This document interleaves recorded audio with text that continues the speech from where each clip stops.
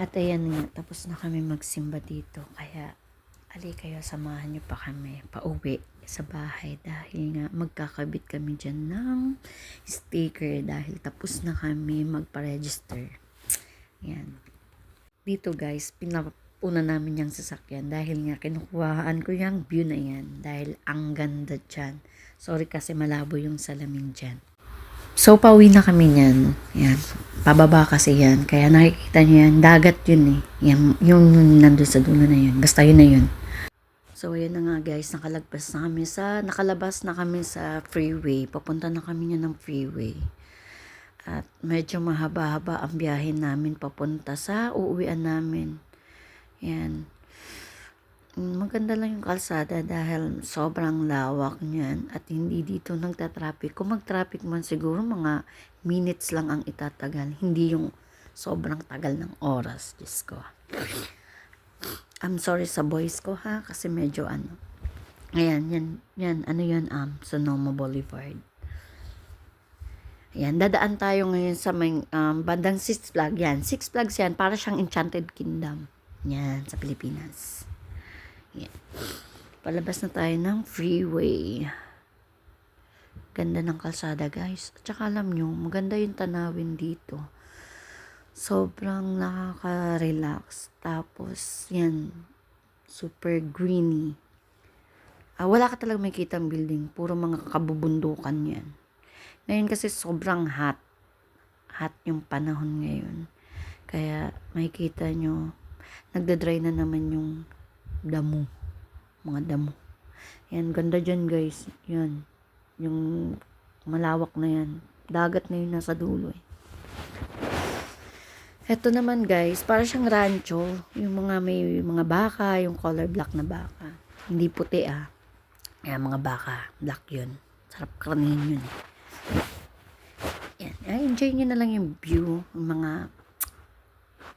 Enjoy nyo na lang yung highway. Hindi kayo dyan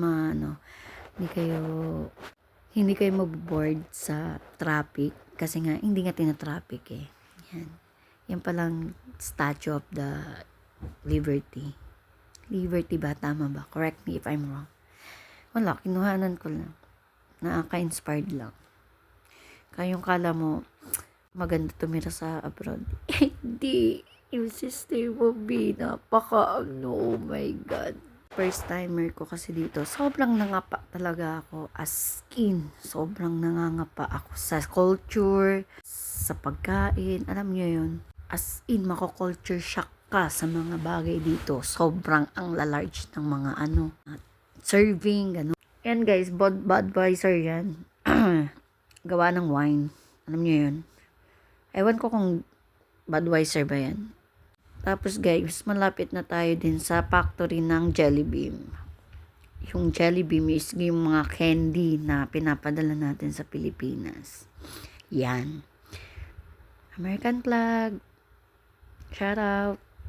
Yan yung Jelly Bean na factory. O ayan na nga guys, nakauwi na kami dito at magkakabit na ako ng sticker kasi nga nakapasa si Baby Red sa registration. Hindi na siya magiging koloran sa daan. Yan nga, ako ay sobrang ng kating-kating maglagay ng sticker kay Baby Red. Ang hirap niya pang buksan. I-tearing ba?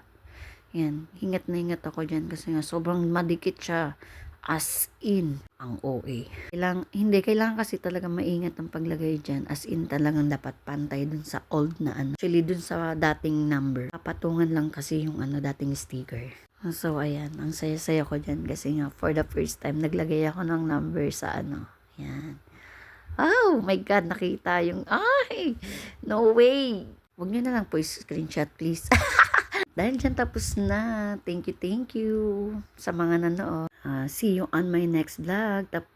Hindi pa po nakaka-subscribe, please follow and subscribe my channel. Thank you so much. Bye-bye.